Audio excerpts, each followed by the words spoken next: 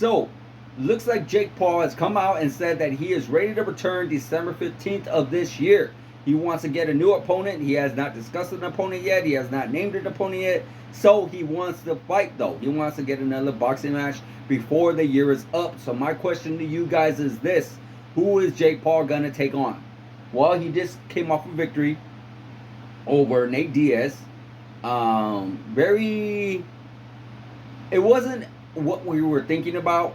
When we thought about the Nate Diaz Jake Paul fight, we thought it was going to be a lot more bigger, but it just felt like a little bit lackluster in my personal opinion. It really felt like the fight could have been so much more bigger, so much more popular, but it really felt like with the Misfits Boxing, with the fight that just took place with Logan Paul and Dylan Dennis, that felt a lot more bigger, a lot more buzz than with this one. I guess because of the trash talking and the promoting that these guys did on this past Saturday's fights, other than the fight with Jake Paul and Nate Diaz. So, but that fight did take place back in August. Another fight took place this year for him, and it was against Tommy Fury. He lost that fight in I guess I would think it was a majority decision or a split decision. Tommy Fury ended up getting the nod on that one. So, with that being said, who is he going to take on next? Well, he could very well possibly take on, and what I think would be a very bad idea. Depends on what he wants to go. Depends what direction he really wants to go. Does he really want to take it a serious direction where he's going to go after the best of the best out there, where he's going to have to go out there and try to become a champion one day, where he's going to actually have to fight a top 10 boxer?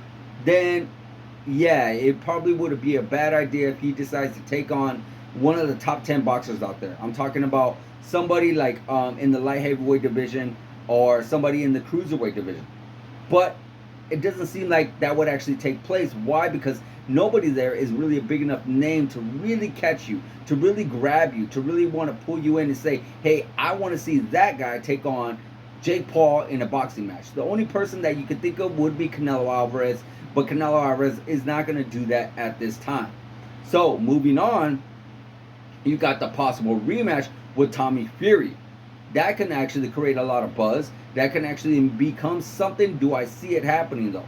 Quite possibly, no. Why? Because Tommy Fury just came off a fight this past Saturday, and I do not see him taking on Jake Paul in 2 months' time. That's literally 2 months from now. A little less from 2 months from now. So I feel like Tommy Fury would want a much more longer camp. I feel like Tommy Fury would want more time with the time to prepare to fight Jake Paul. So with that being said, I do not see Tommy Fury taking it on. The two people that I could see possibly take it on, just to build up and just to have their name continue to stay in the spotlight, would be Dylan Dennis, because there is a little bit of history there. During one of the Food Truck Diaries, I believe it's called, with Brendan Schaub, Dylan Dennis was doing an interview, and Jake Paul rode up on him in a truck and started chucking toilet paper at him. That was actually somewhat hilarious. And then you got the whole fight that took place with Dylan Dennis and Logan Paul, and the whole melee that happened after the fight. So there was that too. But, after seeing what happened with Logan Paul and Dylan Dennis, after seeing what happened with him, and seeing how he treated the boxing fight, how he did not really take it serious, it almost seemed like he didn't even train for the fight, kept his hands up the entire time. So is Jake Paul really going to take a chance on giving this guy another chance with Dylan Dennis, and the fight being somewhat like a dud, like the fight with Logan Paul was? It could have been so much more better, but it wasn't, due to the fact that Dylan Dennis didn't really come out there to do anything. He just did everything he can to make sure he did not lose.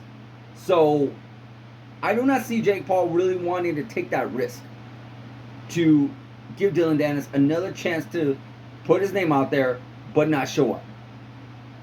This leads me to the last person, and this was the backup fighter. I'm talking about Mike Perry.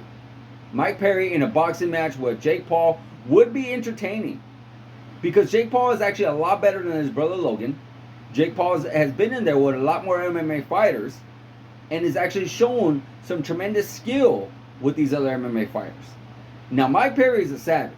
Mike Perry is an animal. This guy is the bare knuckle king right now. And he is somebody that you cannot put away that easy. He had himself a mixed martial arts career, and majority of his fights ended by him getting submitted and such. But to get this guy to be knocked out and stopped, it is very difficult. But I could see it happening. I could potentially see that fight taking place. Him versus Mike Perry, I would definitely pay to see that. So guys, let me know in the comments, what do you think? Who do you think should be next for Jake Paul? Who do you think he's going to call out? Who do you think is going to step in the ring with him on December 15th? Let me know in the comments, guys. Like, subscribe, hit that notification button, and I'll see you guys in the next video.